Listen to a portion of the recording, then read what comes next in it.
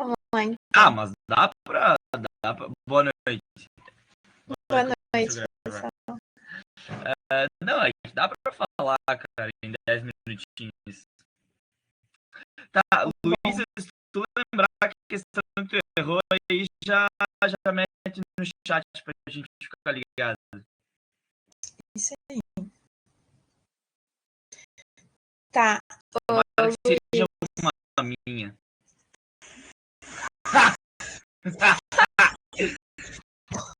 Yes! Era minha? Não, a tua é essa. Aí, ó!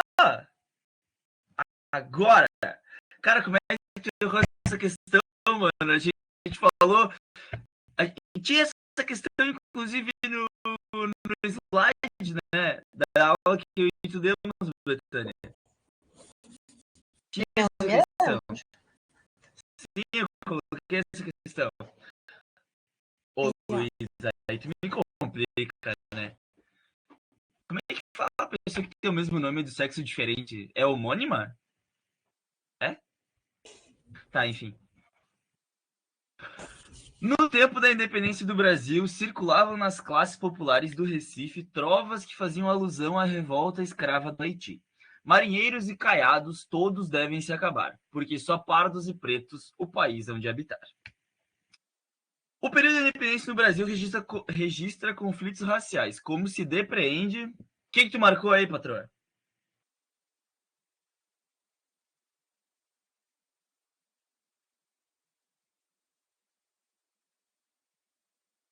Não, eu sei o que acontece. Só não podia errar. Mas qual que tu marcou aí, tu lembra?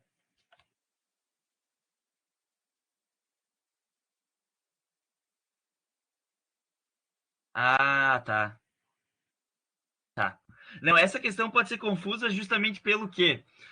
Porque a gente tem a revolta dos malês em 1835, que os escravizados africanos, eles eram escravizados provindos da África, de religião de matriz africana. Então, eles eram muçulmanos. E o desejo deles era o quê? Era expulsar os brancos e os pardos da Bahia para instaurar uma república apenas de escravizados africanos. E por que eles falavam isso?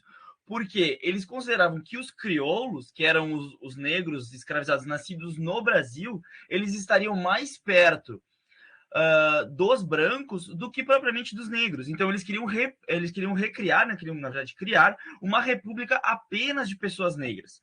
Só que o pega que é aqui, exatamente. Porque nós não temos líderes independentistas. Independentistas, meu Deus, desculpa. Mas nós temos apenas... Eles não queriam separar-se do Brasil. Eles queriam era instaurar uma república... um governo baiano, uma Bahia só de negros. Deu para entender? Então, essa questão ela é excludente, porque nós não vamos ter a expulsão dos líderes independentistas. Outro ponto que pega. Os líderes da revolta dos malês, eles vão ser fuzilados em praça pública 4 meses depois da explosão da revolta. A revolta do estouro, né? Ela estoura em janeiro de 1835 e os líderes vão ser fuzilados, os que não morreram no confronto, em maio de 1835. A resposta correta qual é? Vamos ver as outras primeiro. Da rejeição aos portugueses brancos, que significava a rejeição à opressão da metrópole, como ocorreu na Noite das Garrafadas. Essa questão, ela é a que menos pode pegar, entendeu? Porque aí é uma questão que poderia dar aquela... Sabe que a gente fala que se fala em Pelotas também o pega-ratão, mas aí poderia ser, só que a gente não vai ter a expulsão dos líderes e não vai ter a defesa de uma implantação de uma república. Os escravizados no Brasil, eles rejeitam os portugueses, porque aqui a gente fala os termos pejorativos que chamavam os portugueses, inclusive na Noite das Garrafadas, são os marinheiros. Por que marinheiros? Porque eles vinham do além-mar. Só que aí eles não rejeitavam a opressão da metrópole.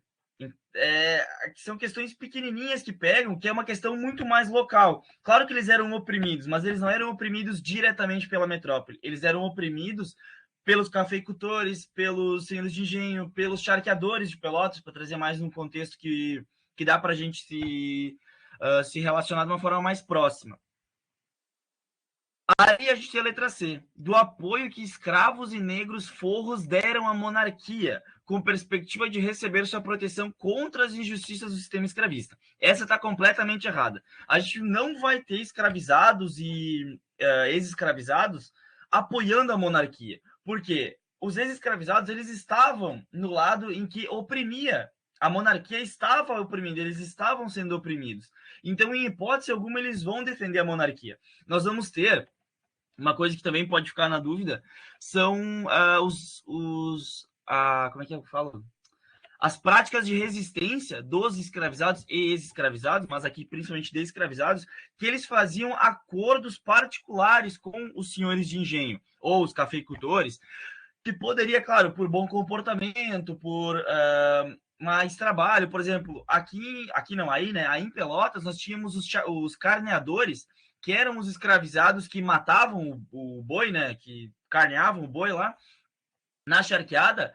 E uma forma de incentivo, a gente já viu uma forma de incentivo capitalista da época, era oferecer dinheiro pelo excesso, né, de reses mortas. E esse excesso poderia fazer com que futuramente esse escravizado comprasse a sua liberdade ou comprasse de terceiros, o que aconteceu.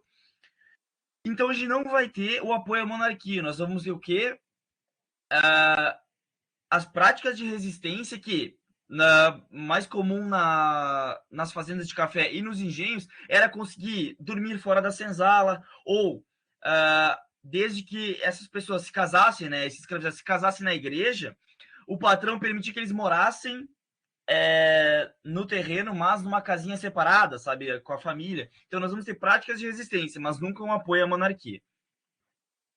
Vamos lá. Do repúdio que os escravos trabalhadores dos portos demonstravam contra os marinheiros, porque esses representavam a elite branca opressora. Essa também não, porque não fecha com o texto que ele está provendo e com a independência do Haiti, que é o foco no quê? Na letra A. Dos rumores acerca da revolta escrava do Haiti, o período de conflitos raciais, que circulavam entre a população escrava e entre os mestiços pobres, alimentando seu desejo por mudanças. Luísa, tu lembra que a gente comentou na aula, aquela aula que a Betânia demos das colônias hispânicas e da Revolução do Haiti, sobre, bem no finalzinho da aula, o que eu falei sobre haitianismo, que foi o medo gerado pela pós-Revolução do Haiti? Não sei se vai lembrar disso, vai tocar o sininho na tua cabeça.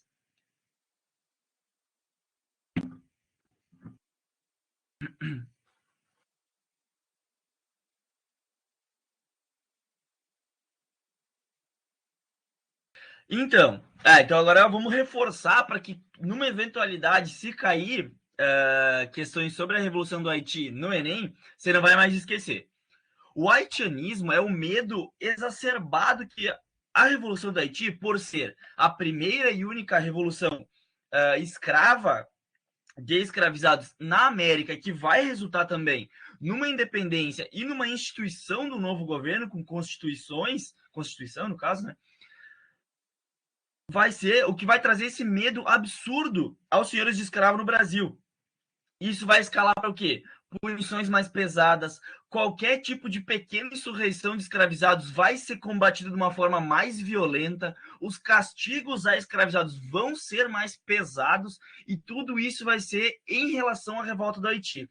Nós temos relatos em textos que logo a Revolução do Haiti ela termina oficialmente em 1804, que é quando o Jean-Jacques Dessalines vai declarar, proclamar a primeira Constituição, né?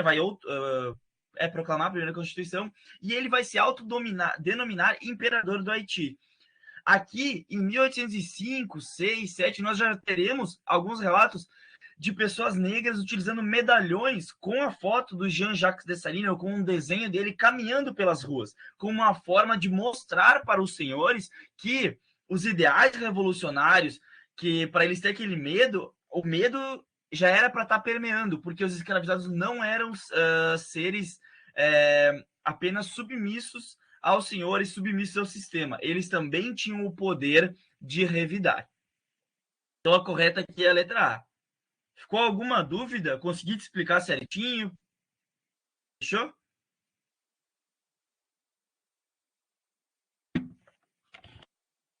Se ficar alguma dúvida das minhas, você pode colocar aí no chat antes, tá? Porque como eu vou sair antes da galera terminar, então eu te respondo na hora.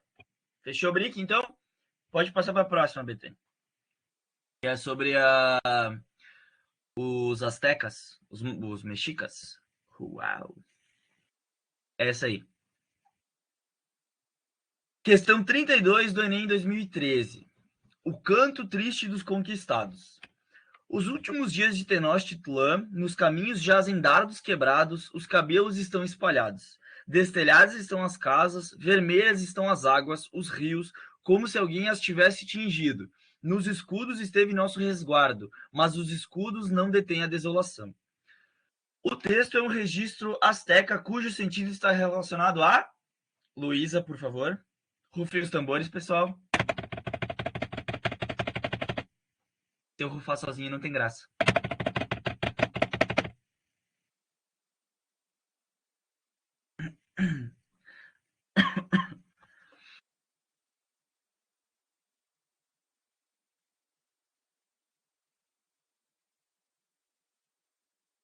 Pô, aí tu me quebra, né? Aí você me quebra. Tá, mas vamos lá. Todas não, mas algumas alternativas podem ser confusas, como por exemplo, a letra A, tragédia causada pela destruição da cultura desse povo. A população mexica foi muito atingida. Inclusive, o que os derrotou, a gente fala, foi mais as doenças trazidas pelos espanhóis, porque os espanhóis, após o cerco que eles realizam a Tenochtitlan, que era uma cidade sobre as águas, era uma cidade no Lago Texcoco. Primeiramente, nós vamos ter a Noite Triste, que é uma visão eurocêntrica desse acontecimento, que era quando os espanhóis estavam dentro de Tenochtitlan. Eles tinham o Montezuma II, que era o imperador, feito refém, e o Hernán Cortés, que era o líder dessa coalizão espanhola, ele vai ser chamado a conversar com o governador de Cuba. E quando ele sai, o segundo no comando, que agora me fugiu o nome, mas eu tenho quase certeza que o nome dele era Pedro alguma coisinha, por um mal entendido numa dança ritualística dos mexicas, ele vai iniciar um massacre dentro de Tenochtitlan. Inclusive, o Montezuma, como a família dele estava sendo feita refém, ele não tinha o que fazer e a população começa a ficar fervorosa com isso, o Montezuma vai à sacada do seu palácio e ele começa a pedir ao povo que se acalme, porque a situação está sob controle. Cara, nessa questãozinha, começa a chover objetos no Montezuma e ele é atingido e ele vai morrer em decorrência desses ferimentos. Então, quando esses acontecimentos tomam forma, os espanhóis vão ser expulsos de Tenochtitlan porque a população, os guerreiros, eles vão entrar em peso contra os espanhóis. Muitos deles vão morrer tentando sair da cidade. Inclusive, o Hernán Cortés volta durante esses acontecimentos. Então, quando eles saem, eles realizam um cerco a Tenochtitlan, eles cortam os caminhos de distribuição de comida, a saída e a entrada da cidade, e como as pessoas, né, os soldados do Hernán Cortés, muitos deles eram vetores de doenças como a cólera, a varíola, que os povos indígenas não tinham defesa nenhuma, defesa imunológica. Essa população vai começar a cair de forma estarrecedora. A gente fala a expressão cair como moscas. Então, as pessoas vão começando a morrer e os espanhóis entram com extrema facilidade no território de Tenochtitlan, e aí eles impõem a sua dominação. Mesmo que os povos que sobrevivem, inclusive os espanhóis utilizaram muito do ódio que outros povos pré-colombianos eles tinham dos próprios mexicas, porque os mexicas criam um império, né, o império de Tenochtitlan, e eles impõem impostos, impõem dominação, impõem a abdução, vamos colocar assim, de pessoas para o serviço na cidade de Tenochtitlan, e essas outras comunidades, outros povos, eles vão prestar serviço aos espanhóis, porque para eles você ser dominado pelos mexicas ou ser dominado por um novo povo parecia não fazer nenhuma diferença. Mas para eles vai fazer uma diferença absurda também, porque esses povos também não possuíam defesa imunológica contra as doenças trazidas pelos espanhóis, e eles também, depois que os espanhóis tomam conta, vão ser dominados de forma brutal. Então, a alternativa correta aqui é a letra B. E como você só errou a do Haiti, você acertou essa, né? Então a gente já é faixa. Que é uma tentativa frustrada de resistência a um poder considerado superior. Só que aqui pode ser confuso, porque o poder considerado superior, a gente não pode colocar, os espanhóis eram imbatíveis, porque eles tinham armas. Só que assim, as armas dos espanhóis não eram tão potentes contra as armas mexicas, porque a pólvora não era... a tecnologia não tinha chegado ainda em níveis tão, vamos colocar, espantosos, porque a arma ela servia para um disparo e depois o carregamento dessa arma num confronto corpo a corpo ele era muito demorado, então ele não ajudaria enormemente num confronto corpo a corpo, num confronto ali que a gente fala tete a tete. Então, o que um poder considerado superior a gente pode colocar como mais as doenças que eliminaram a população mexica quase num todo e a entrada dos espanhóis para a dominação, que depois vai causar toda as revoltas hispânicas e a separação da América Central e Latina que a gente tem hoje. Fechou, Brick? Alguma dúvida, Luiz, aqui? Você acertou, mas se você tiver alguma dúvida, eu te explico de novo.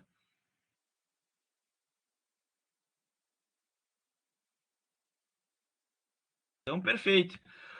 Gente, então eu vou, agora que eu fiz o meu papel aqui, né? Eu vou sair. Um ótimo final de semana para vocês. Luísa, aproveita muito essa aula particular, porque a galera é muito fera. Laura, um beijo para ti também, bom final de semana. E galera, tchauzinho.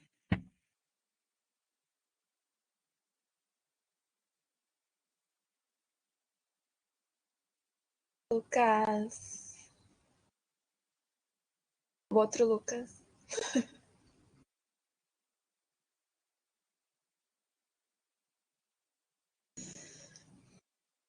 Nossa, o Lucas Cantos tá aqui. Que saudades, Lucas. Tá aqui. Beijo. Eu não discuto, mas um Tá beijão para você. Tá mutado, eu acho. Não.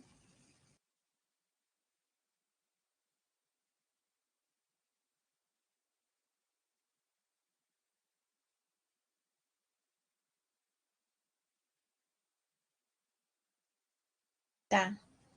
Eu vou colocar pro outro Lucas, então, e falando da outra questão, pode ser? Agora, qual slide que era aqui? Acho que era 7. Não. Vai.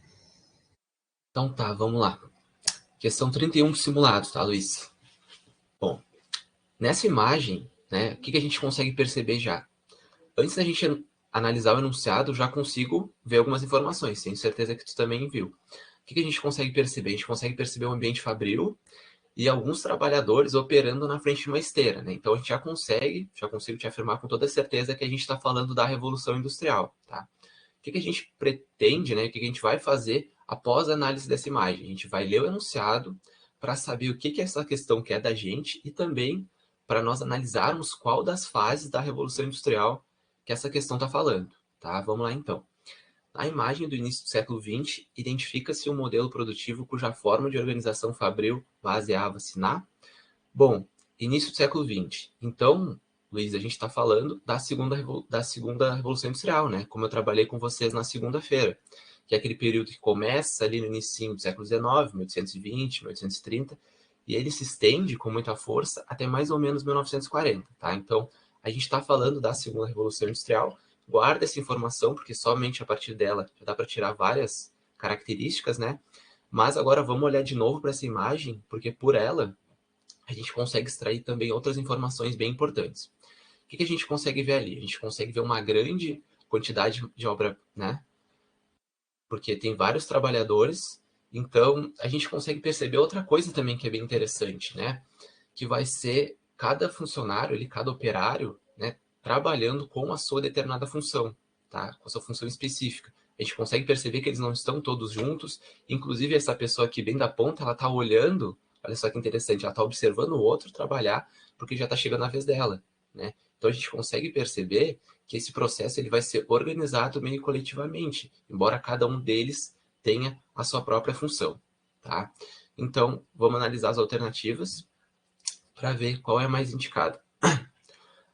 Vou repetir então o enunciado, né? Na imagem do início do século XX, identifica-se um modelo produtivo cuja forma de organização fabril baseava-se na autonomia do produtor direto.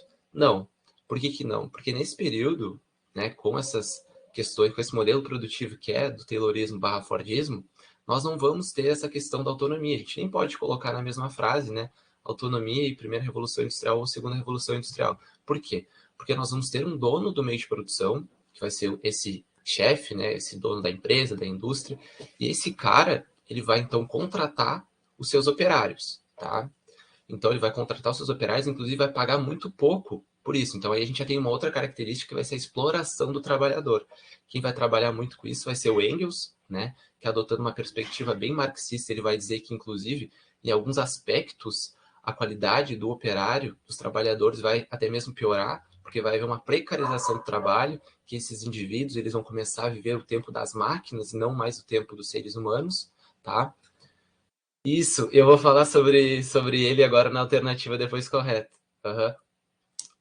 Então, e a gente não vai ter essa autonomia, porque nós temos esse dono do meio de produção contratando, explorando, né, esse funcionário, esse operário, na verdade, e esse operário, então, ele estava totalmente fora desse processo produtivo, no sentido da elaboração mesmo. Tá? Ele só fazia aquela função, ele não participava muito, porque não tinha como participar muito. Eu já vou conversar contigo sobre essa questão do desenvolvimento, né, do pensamento crítico. Tá? Mas ele só executava aquela função que o dono do meio de produção mandava. Então, nós não temos essa questão da autonomia. B, adoção da divisão sexual do trabalho. Também não vamos ter isso, tá? Se tu der um Google bem rapidinho aí, botar fábrica, revolução industrial, tu vai ver homens e mulheres trabalhando juntos, nós não vamos ter isso.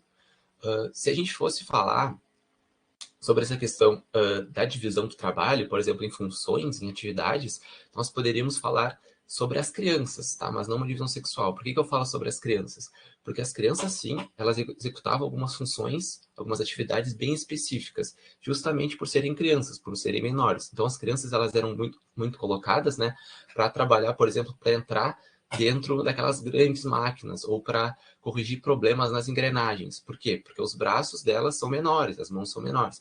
Isso, inclusive, vai trazer muitas consequências negativas, né? Porque vai gerar muito acidente de trabalho, essas crianças vão perder suas mãos, perder seus dedos, mas então a gente consegue perceber que nós vamos ter, na verdade, uma diferenciação bem grande salarial, tá? Na questão ali de homem para mulher, tá? Mas uma divisão sexual do trabalho, não. Mulheres e crianças vão receber bem menos do que homens adultos, tá? Então essa B tá incorreta. Vamos pular para D agora. Utilização de empregados qualificados. Por que essa alternativa também está errada? Porque nesse momento nem tem como a gente falar nessa questão de empregado qualificado, porque nem era o objetivo, tá? Qual era o objetivo? Esses donos dos meios de produção, eles buscavam a questão da lucratividade, a questão da produtividade, né? Então, essas funções, essas atividades, elas eram extremamente simples, como, por exemplo, apertar parafuso, né? Mas elas eram, ao mesmo tempo, extremamente cansativas, tá? A gente só vai poder falar nessa questão de qualificação do trabalho no pós-Fordismo, que vai vir, então, se chamar, né, toyotismo, tá? Lá, sim, lá o funcionário, né, o operário, ele vai ter um controle maior do processo produtivo, ele vai ter que entender mais sobre tudo aquilo que está acontecendo. Vamos pegar o exemplo de um sujeito, de um operário, que ele foi encarregado a criar peças para o motor de um carro. Ele vai ter que criar essa peça, beleza, mas ele também vai ter que entender como é que funciona esse motor, como é que ele vai corrigir caso aconteça um problema. Então, ele está mais atrelado a várias funções desse processo produtivo. Tá? Nesse momento, não é isso que acontece. Alternativa E, incentiva a criatividade dos funcionários. É justamente o oposto, tá, Luísa? Por que é o oposto? Porque a partir do momento que o foco vai ser essa questão da lucratividade, vai ser essa questão da produtividade, nós vamos ter, na verdade, uma dificuldade muito grande para o desenvolvimento tanto do pensamento crítico, quanto também da criatividade desses operários, porque não havia tempo para isso, tu consegue entender? olha só, vamos pensar nessa questão que eu falei para ti de apertar parafuso. O indivíduo, ele ficava ali, fazendo aquela mesma função, tá? E daqui a 10 segundos ele tinha que fazer de novo, tá? E aí passava o próximo, daqui a 10 segundos ele tinha que fazer de novo. Então, além de ser um processo, né, que é em série, ou seja, tu não pode nunca parar de trabalhar, porque senão vai prejudicar todo o processo produtivo, nós tínhamos a questão das gigantescas jornadas de trabalho, né? Esses sujeitos que trabalhavam 12, 14, 16 horas por dia, então não havia tempo, não tinha como tu exercer essa criatividade, esse teu pensamento crítico, tá bom? Então essa também tá errada. E a C, que é a exploração do trabalho repetitivo, é exatamente isso, né, Luísa? Tu acertou, como tu falou, né? E é exatamente isso, né? Porque esse funcionário, esse operário, na verdade, ele vai ficar exercendo aquela mesma função ali infinitas vezes, tá? E aí tu falou do filme do Chaplin, é exatamente isso. Foi o exemplo que eu dei segundo, e é o exemplo perfeito, né, pra gente entender. Porque o filme Tempos Modernos, ele trabalha muito com essa questão. Então, não sei se tu te lembra daquela cena, que eu comentei, inclusive, na aula, que o Chaplin, ele, no caso do personagem, né, ele é engolido por uma máquina. E aí, o que ele vai fazer lá, dentro daquela máquina? Bom, ele vai fazer aquilo que ele foi ensinado a fazer a vida inteira dele. Ele só foi ensinado a fazer uma coisa, que era apertar parafuso. Então, o que ele ia fazer quando ele caísse lá dentro? Ele ia fazer essa mesma coisa. Ele foi ensinado assim. Tá? Então, a gente consegue perceber que esse modelo produtivo, que é o taylorista, que é o fordista, né, na sua mão de obra, né, a sua mão de obra ela vai ser considerada uma mão de obra especializada, uma mão de obra que, inclusive, muitos vão dizer que é uma mão de obra alienada, tá? Que esse operário, que vai ser considerado alienado, né, ele vai ter que produzir muito para esse dono do meio de produção, tá bom? Então é basicamente isso, tá? Não sei se ficou alguma dúvida. Está tranquilo?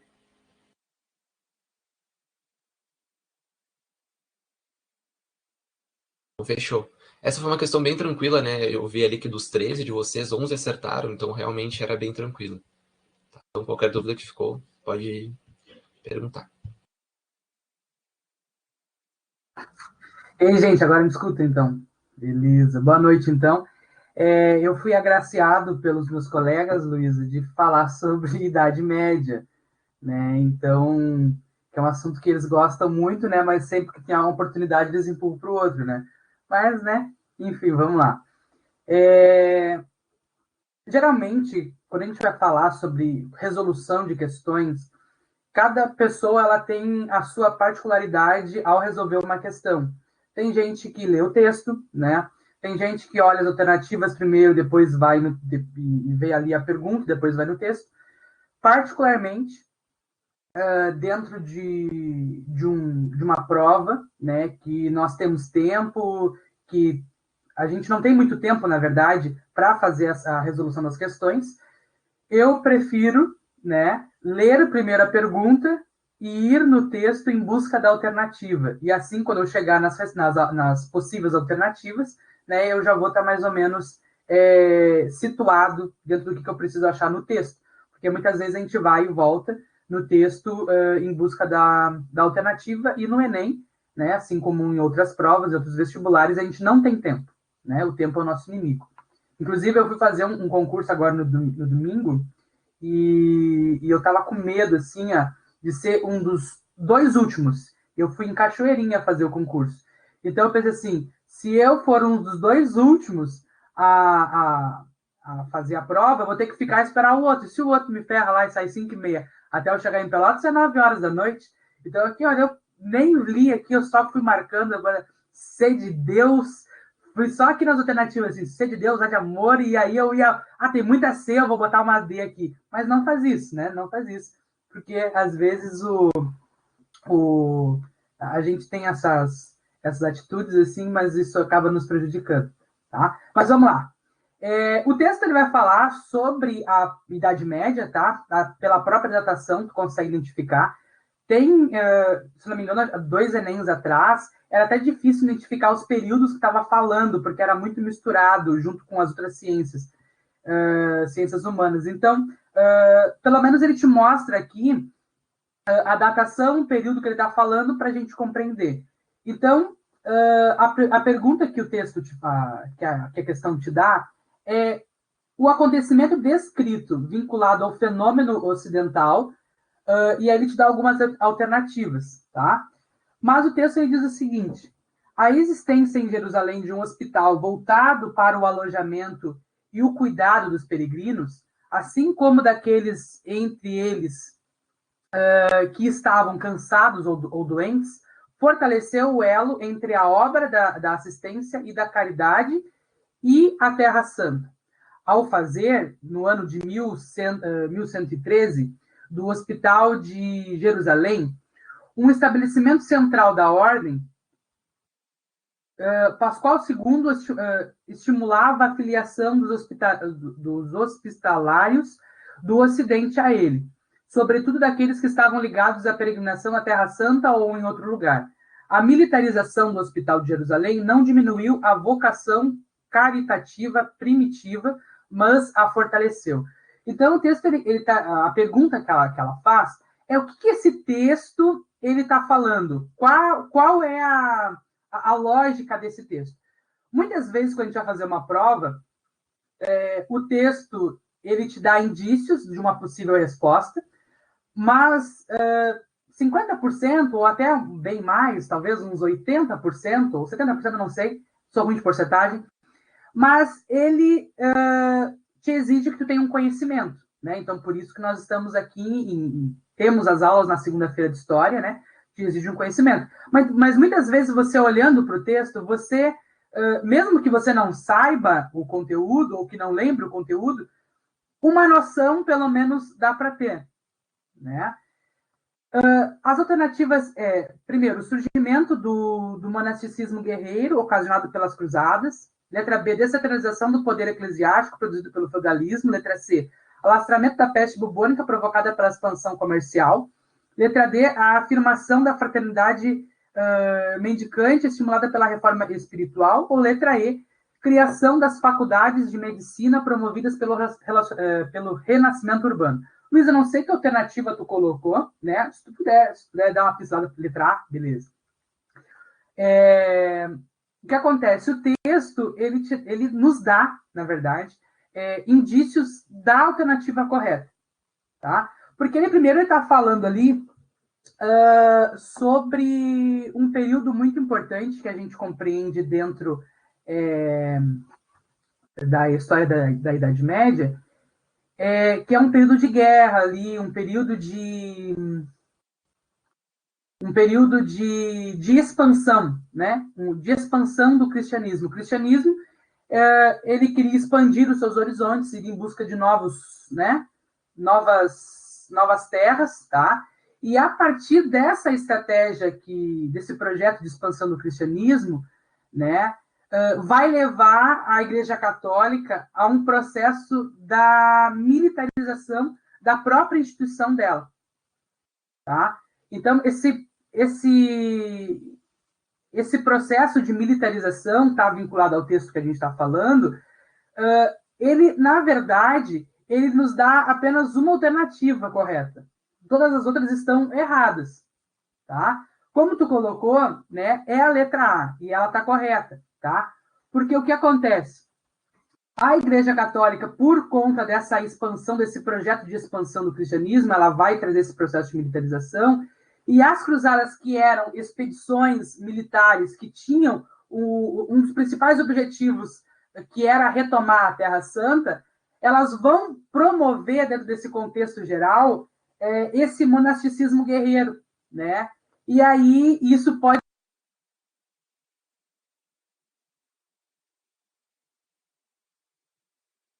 Travou o teu microfone de novo.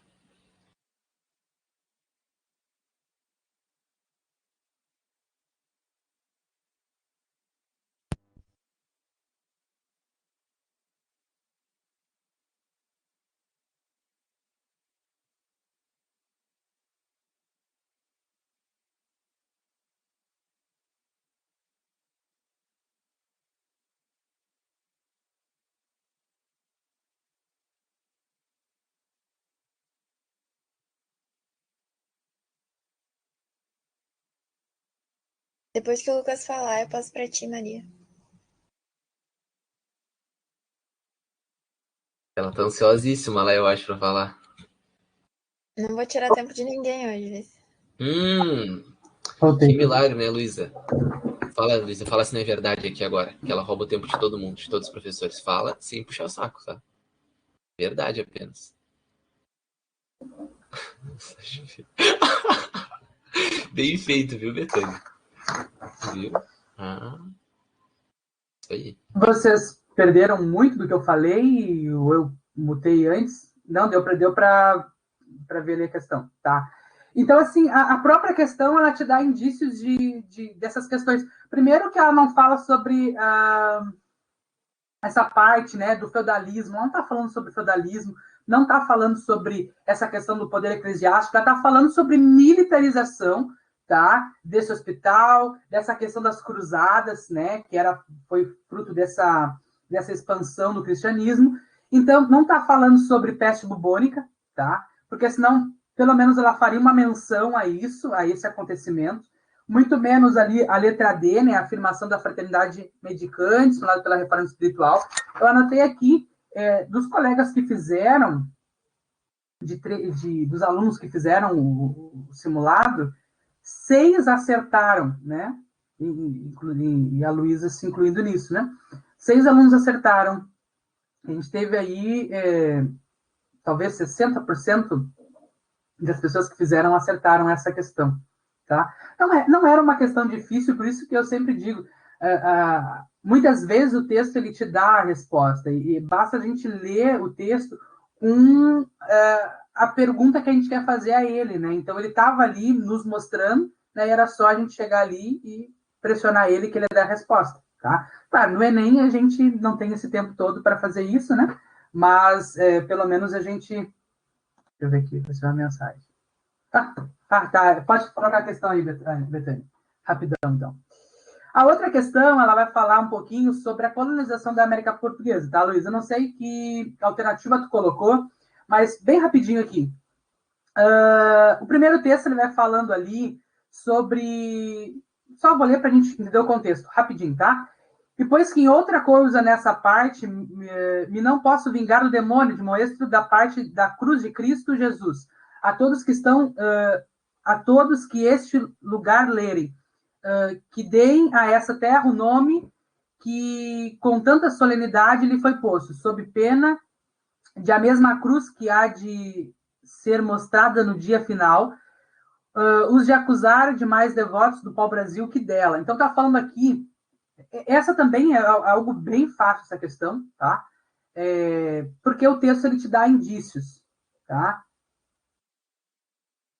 O texto te dá indício. O texto 2 fala assim, deste modo, Sião, os povoadores, os quais, por mais arraigados que na terra estejam e mais ricos que sejam, tudo pretendiam levar a Portugal. E se as fazendas e bens que possuem souberam falar, também lhes houveram de ensinar a dizer como os papagaios, aos quais a primeira coisa que ensinam é papagaio real para Portugal, porque tudo querem para lá. Claro, a gente está dando uma corridinha aqui, né? Mas o texto ele nos dá indícios de algumas questões, tá, Luísa? Primeiro, ele não está falando aqui nesse contexto, tá, de escravizados, tá? Ele não está falando sobre trabalho escravo aqui, tá? Ele não está falando sobre essa questão de polo urbano, ele não dá nem indícios de que poderia ser, tá?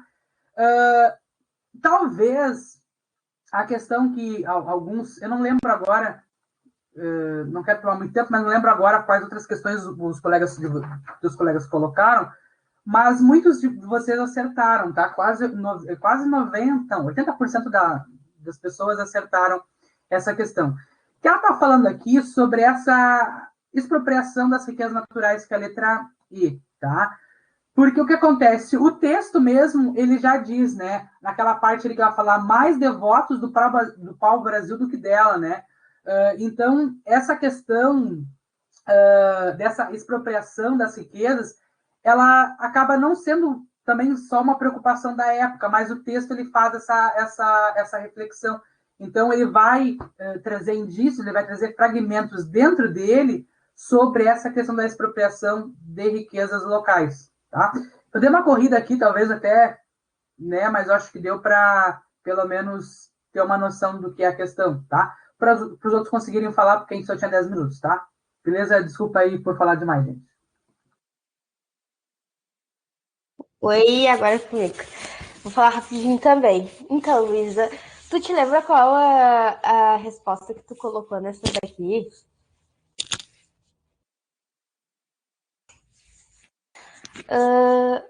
Tá, então tu foi uma das que acertou a resposta, já tô entregando, né, a resposta de início. Mas ela fala assim, vou ler o início. Os regimes totalitários da primeira metade do século XX apoiaram-se fortemente na mobilização da juventude em torno da defesa de ideias grandiosas para o futuro da nação. Nesses projetos, os jovens deveriam entender que só havia uma pessoa digna de ser amada e obedecida, que era o líder.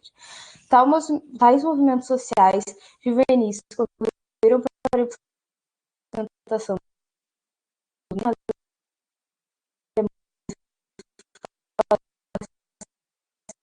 marxismo,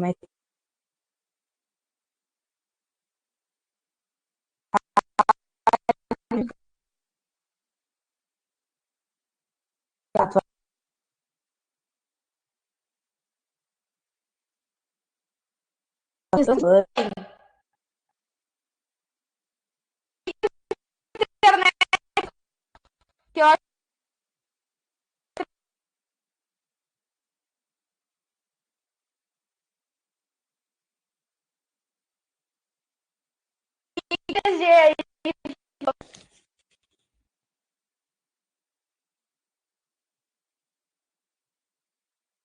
voltou.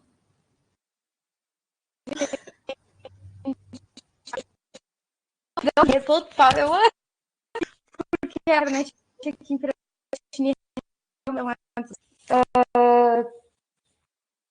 acho que fonte tá, mas agora estão ouvindo. Então, a resposta correta, né? Mas eu notei que divisão muito forte. A e a E foram essas mas passar para daí explicar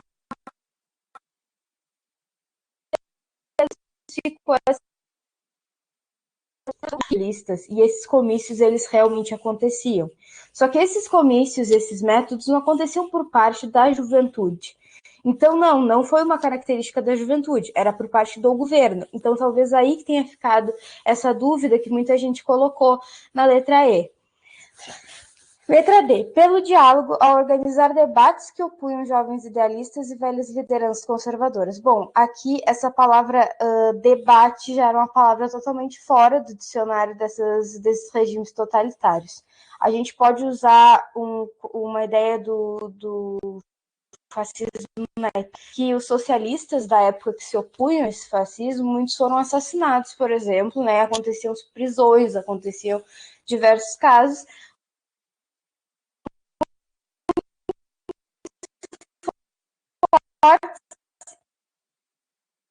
E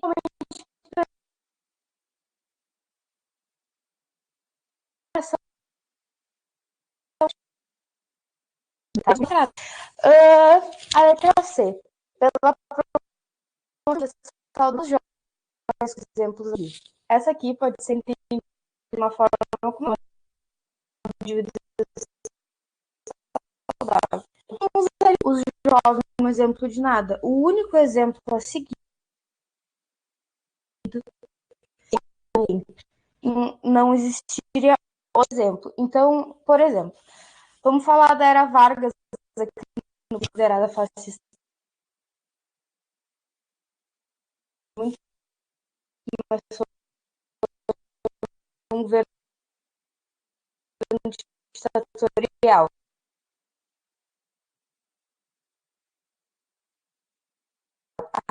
Cartilhas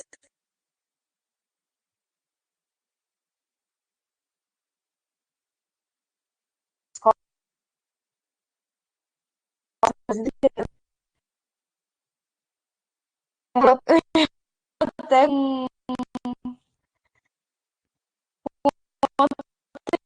internet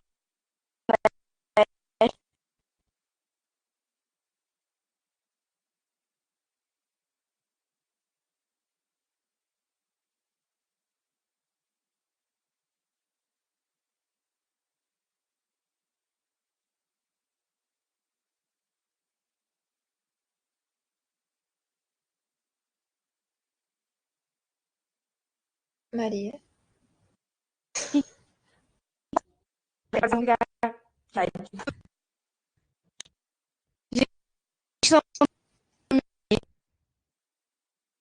Alô? Oi. Eu vou tentar entrar.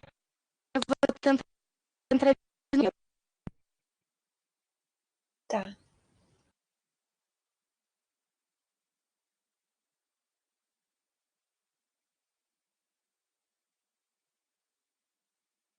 Quando eu falo que a internet Fretini é ruim, é disso que eu tô falando.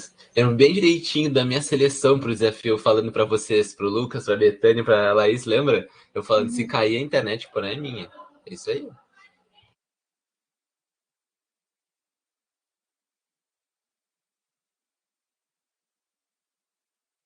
Gente, será que dá para me ouvir? Tá Agora bom? dá. Ai, que bom. Tá, eu vou continuar. Desculpa, Luísa, acontecimentos.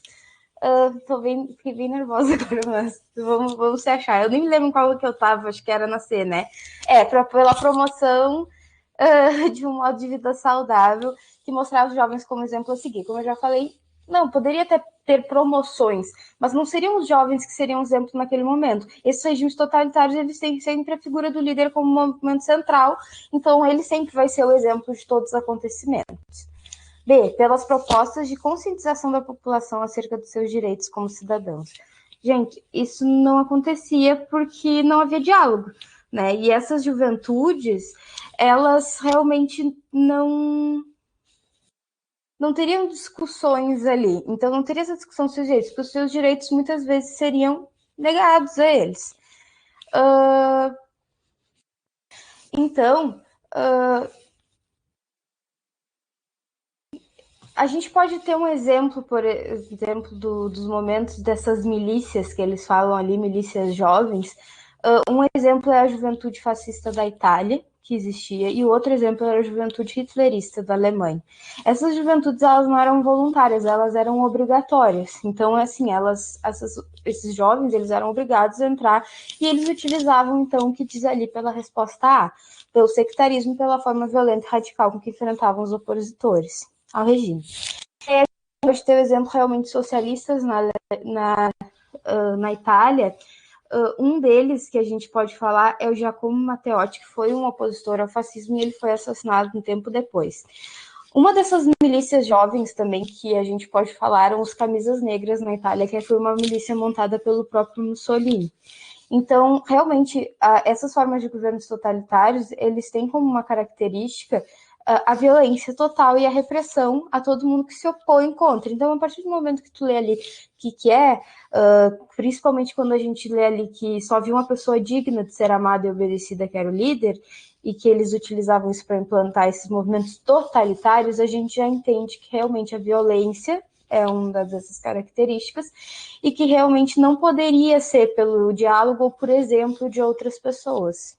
Mas o E, que foi o que muitas pessoas às vezes se confundiram nas respostas, ele não está totalmente errado, ele só mostra como se a juventude que organizasse esses comícios. E aí não, sempre são os governantes. A juventude ela só segue e idolatra aquela figura do líder. Eu acho que foi isso, gente. Desculpa, que eu fiquei muito nervosa com toda essa queda. Tinha coisa que eu queria falar mais, mas me perdi um pouco. Obrigada. Bem tranquilo. Luísa, eu vou te pedir, eu sei que é só até 9h30, tá? Mas é que hoje eu não quis levar a fama de quem tira tempo dos outros. Aí eu fiquei por último e eu vou falar em 1 minuto, tá? Juro, 1 minuto essa questão. Porque é uma questão bem fácil, tá? Nas respostas ali, a maioria de quem fez o simulado acertou essa questão. Então, ela vai falar basicamente... Olha o complô. Ela vai falar basicamente sobre o que é a formação desse espaço, né, de comércio no Atlântico. Eu não vou ler aqui toda a questão, né, para não levar muito tempo, mas basicamente vai pedir o quê? Considerando a formação do espaço atlântico, esse produto, né, que é a mandioca que vai estar especificado ali nesse trecho, Ele vai exemplificar historicamente o quê? A difusão dos hábitos alimentares, disseminação dos rituais festivos, ampliação dos saberes autóctones, apropriação de costumes guerreiros ou a diversificação de oferendas religiosas. Nessa questão aqui, foi bem fácil, né? Eu acredito que tu tenha acertado, como tu comentou antes, mas algumas dúvidas ficaram, né, entre a letra A e a letra C. A letra A é a letra certa, tá? É a resposta certa. Difusão dos hábitos alimentares, justamente por quê? Porque com essa integração nos mercados do Atlântico, enquanto integrador dos mercados lá na África, aqui na América, esse produto específico, né, a mandioca e tantos outros, vão estar em circulação, ou seja, era um produto que era específico, né, e mais tradicional aqui já, tanto que o texto menciona que era aqui já produzida, né, já era uma atividade realizada pelos nativos, ou seja, é uma característica aqui das Américas, e esse produto vai ser, então, através desse espaço atlântico, transferido, né, vai chegar até os mercados africanos também. Então, é justamente essa difusão de hábitos alimentares. O que pode causar confusão, o que pode talvez causar uma dúvida, é a letra C, por quê? Porque vai falar ampliação de saberes autóctones. E essa palavra, né, autóctones, vai te remeter, talvez, aos nativos aqui da América e tudo mais. Talvez poderia te induzir a marcar enquanto alternativa correta, mas aí é justamente uma interpretação de palavras, né? Porque a gente não vai ter ampliação desses saberes, né? Dessa produtividade, da produção dessa atividade, mas justamente a difusão dela, né? Para outros locais, para outros mercados que não tinham contato anteriormente com esse alimento, tá? Bati meu recorde, foi muito rápido isso. Mas caso tu tenha alguma dúvida, tá? Manda pra gente. Pode mandar lá no Facebook também, que a gente já tá estourando o tempo aqui. Mas acho que é isso. Eu também não tô acreditando. Esse presente pra ti, presente. Mas é isso.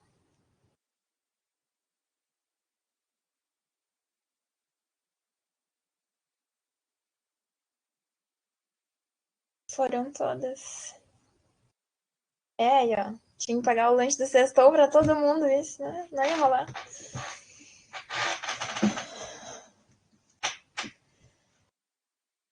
Obrigada por estar aqui com a gente. Qualquer dúvida, tu sabe, né? O pessoal já falou, a gente está à tua disposição. Só entrar em contato, mandar pra gente. E é isso, bom fim de semana. Eu também quero te agradecer, né, como a Betânia fez, por estar aqui. Pô, sexta-feira de noite, tu acertou quase todas, errasse só uma, e mesmo assim tá aqui, sabe, para ver qual que tu errou. Então, meus parabéns, tanto pelo resultado, né, o simulado, tenho certeza que isso daí vai se concretizar também na prova, talvez tu até gabarite, se Deus quiser. E é isso, tá? Bom final de semana, te cuida, qualquer coisa também pode entrar em contato. Aí, Luísa, valeu pela parceria, né? Como o Lucas falou, hoje, sexta-feira, todo mundo tá em outros lugares, fazendo outras coisas, mas tu tá aqui, tá te dedicando. Então, com certeza, tu vai tirar uma boa nota no Enem. Muito obrigada, Luísa. Tu é massa demais. Tá pegando teu sextou aí para estudar pro Enem. Desculpa o transtorno todo. Mas um beijo.